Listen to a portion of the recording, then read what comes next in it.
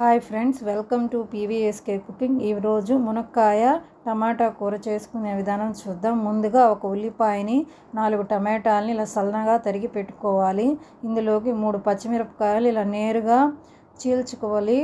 తర్వాత stove on చేసి ఒక 3 స్పూన్ల ఆయిల్ వేసి బాండలి వేడయ్యాక అందులోకి కొద్దిగా జీలకర్ర ఆవాలు వేయాలి. అవి చిటపటమన్నాక తర్వాత పచ్చిమిర్చి టొమాటో అన్నీ వేసి 1 నిమిషం పాటు ఫ్రై చేయాలి.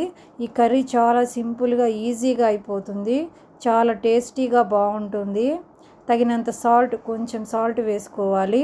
ఇందులోకి ఒక 1/4 స్పూన్ పసుపు వేసాను.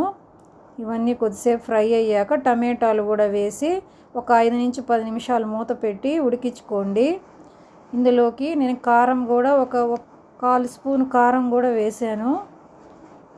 ఆ క్లిప్ మిస్ అయింది.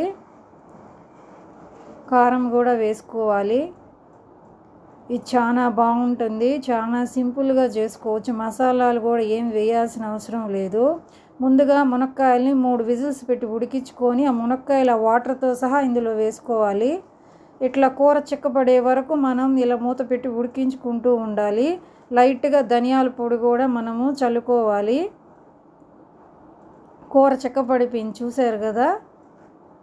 అంతేనండి, టమాటా మునక్కాయ కూర రెడీ అయిపోయింది వేడివేడిగా.